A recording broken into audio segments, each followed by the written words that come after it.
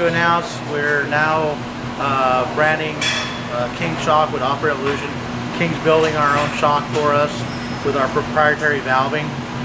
The reason why we went this route is I get questions all the time about, hey, are coilovers safe to drive on the street?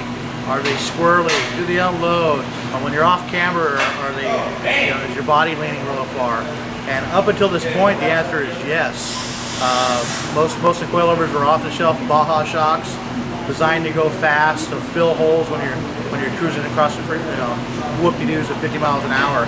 Totally different from rock crawling or driving on the road. That's why we worked extensively with King, dialed in the valving, made it to where my wife can drive this on the road. I'll feel comfortable for my boy to drive when he's of age. Anybody, I can hand the keys to any of my customers. They can cruise down the freeway, literally jump off the freeway and go hit the most hardcore rock crawling trail there is. Safe off camber, up steep hills, down, vertical climbs. I mean, it reacts how you want it to react. What we're going to show you today is a little bit about valving.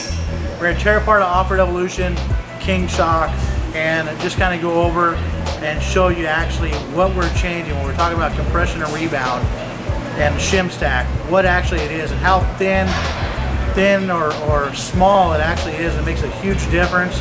Hours and hours and hours upon testing to be able to get the right valving for your JK.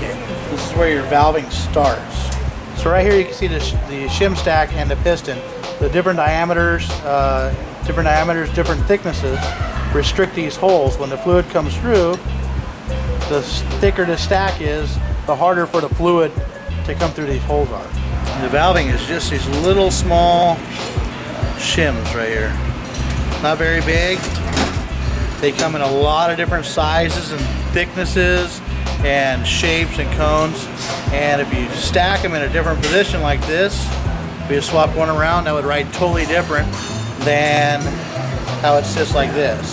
The thickness and diameter of these shims controls the fluid through the piston, which allows fluid to go from one side of the piston to the opposite side, which controls your compression or rebound valving depending on what side it is, how thick the shim is, the diameter of the shim, where it's placed. You can stack them different ways to make this little shim flex in a different way, which controls the ride.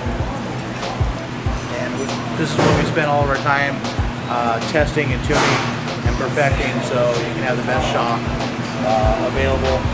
And be sure and look for it with our name on it.